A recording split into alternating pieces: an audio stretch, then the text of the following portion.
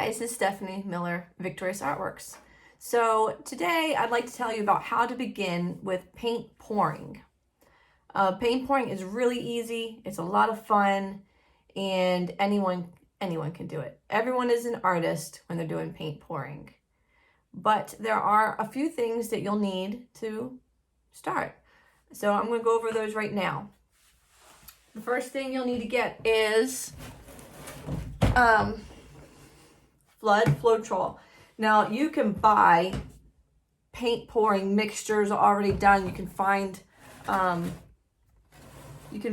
paints that'll say like flow paint, and you can buy it already mixed up if you want. But the point of this teaching right now is to show you how to do it on your own.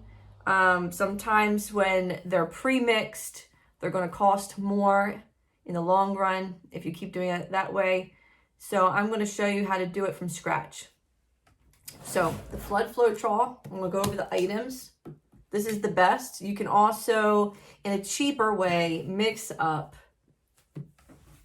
Elmer's school glue, white glue, and water, but we're not going to go over that today. You're not going to get as good of a result as if you used the item I just showed you. Another item that you're going to need is anything that's 100% silicone. And you can find all these items both on my website under the resources tab, and you can also find them on Amazon.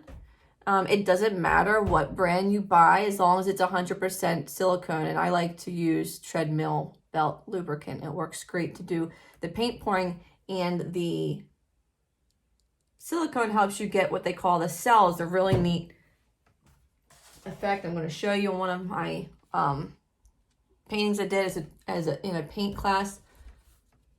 You see how you have these little guys here all over. Those are cells.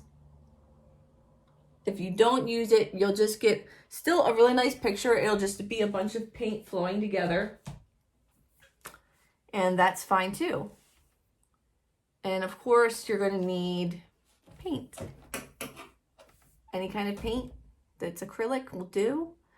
Some brands I like are this Master's Touch. This is a Hobby Lobby brand.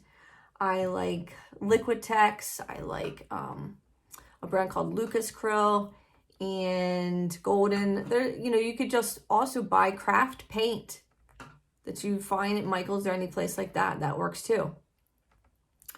Now, each paint of acrylic, some are going to be thicker than others. So when we do the mixing, you just have to keep that in mind when we mix up all the ingredients together to make the perfect paint pouring mix. And we'll get into that in a little bit. So the next thing is when you're doing paint pouring, they get very messy. So just as it's called paint pouring, things start flowing and pouring down the sides of your canvas. Please do not get the canvas panels because they are partially cardboard, and as you're doing paint pours, they tend to warp. And so it's just not as good to use those, and then you'll have to wait for them to dry and then maybe put something heavy on top of it to flatten it out again. So don't bother. I like to use these regular canvases. You can buy packs of them. Also, I have a link of that on my website to get packs. And I also like to paint on wood. So you can find like birch wood panels, and that works too. So those are some good things to use. Let's see, what else? My website. So it's www.victoriousartworks.com, and then you'll see all the tabs. One of the tabs should say resources, and then under resource, there'll be the things that I love, and it'll say paint pouring basics or something like that, and you'll find things there that you need. Okay.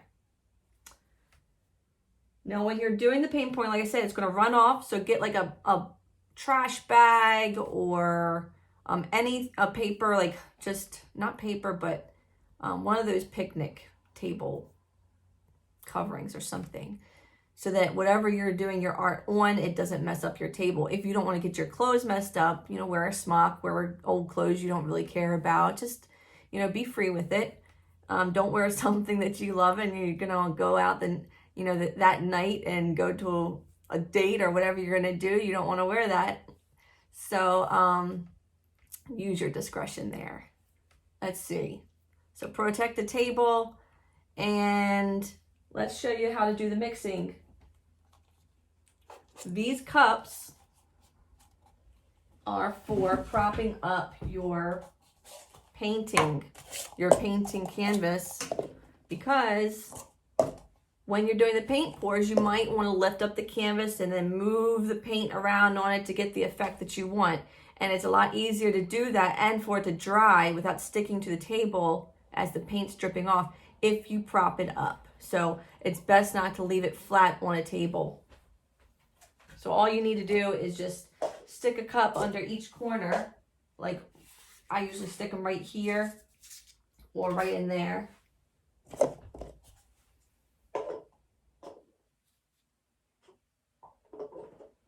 Just like so. Okay, so now I can easily pick it up and do all the kinds of stuff I need to do with it for my paint pouring. Another option is sometimes I'll use these thumbtacks because the cups can shift and stuff like that, but the thumbtacks can also fall out, so you just have to be careful. And I would stick them into the wood on each corner, and then it can sit up, you know, like that. Either way works. You can use, you know, like canned food, whatever you got in your house. Okay. Now I'm not going to demonstrate a paint pour. I'm going to leave that for my group that I have online, and also when I do virtual paint nights, which you can also find under my website as booking on victoriasartworks.com. Okay. So the next thing is you can use cups to do your paint pouring mixtures in, and you can use old bottles of your craft paint or whatever that you have on hand. And that way, if you didn't use all of the paint, you can keep it and use it again. All right, so mixing your paint. Get your flood Floetrol. Shake it up. Just like so. Make sure all the stuff that's inside it's mixed up well. And then this is the tricky part. So now, you know, when people are doing their cooking and they've been making something for a long time, and you say, how do you make your lasagna? And they generally have an idea about what goes in and how much, but they haven't written out the recipe. And sometimes it's different each time. Well, this is that kind of case right now when mixing your paints. So, you know, it's also going to depend on how thick your paint was that you're using. But I will show you the consistency that you're looking for once it's all mixed up. So take your container, and what I'm going to do, see, my paint that I'm choosing is this Master's Touch color here. It's this neon color. It's not thick, but it's not too loose either. It's just kind of right. It's just medium. So I'm probably going to fill up the Floetrol about halfway, and then I'm going to pick about maybe this much, maybe so halfway, and then maybe a fourth more of the paint. All right.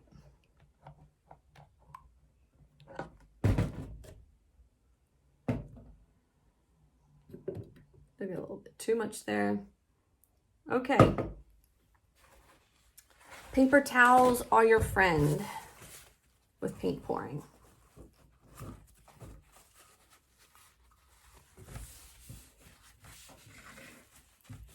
Now that you got the flood in there, the flood helps make the paint nice and loose. It helps it flow around. That's the point of that one.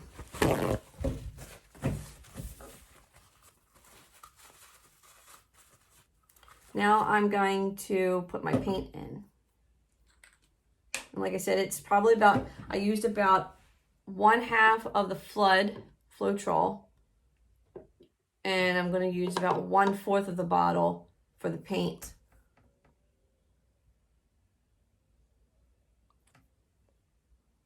Maybe even less than that. Probably don't need that much of it. Now, I did not put the silicone in it, but what I'm going to do is just mix it up. If you don't have a container like this, it's just cups. I use popsicle sticks or something of the sort to do it with. I just kind of stir it around.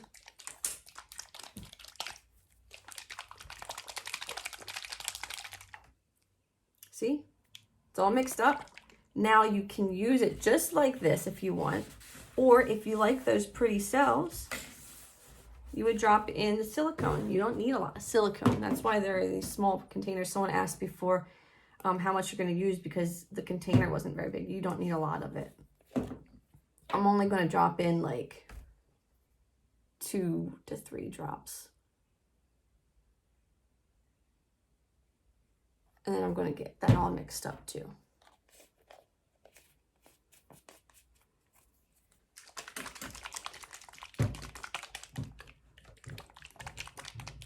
Before you begin your paintings, it's really helpful if you have all your colors picked out beforehand.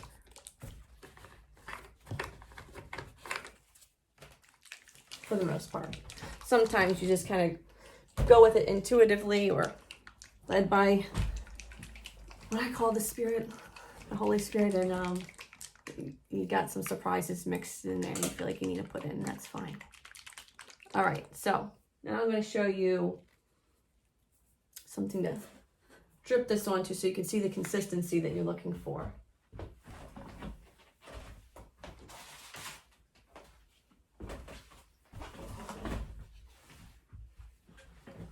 This is about what you're looking for. It's going to be not like water, but kind of like gravy a little bit. And that would be perfect. Okay. I hope that helps. One more thing is when you're doing art, paint pouring including, the colors that you pick will matter on how interesting it looks. So when I'm doing my artwork, I like to pick varying values, and values meaning from light to dark. If I had everything that was light in value, like white is a very light value, then it would be boring because the eye wouldn't really have a color to focus on. And you know, if you look out in nature in general, you got, let's say you have a pink flower and it's light pink, and then you got the darker green stem. It's beautiful. You got those contrasts of the value together. So when I pick out value, I want to have something that's light, medium, and then much darker in contrast when I do my artwork. So that even when, let's say that I take a picture of my artwork and it turns into just black and white and grays, when I can flip the coloring of my camera to making the picture white, blacks, and grays, it will still hold up in interest, whether it's white, gray, and black, as when it's in color. It'll still be an interesting piece of artwork. So that's just something to keep in mind when you're doing this. Okay. Again, check out the virtual paint nights as I schedule them on victoriousartworks.com under booking. You can also find the resources that you need that you saw in this video. And I hope you guys have a blessed day. Thank you for watching. This is Stephanie Miller.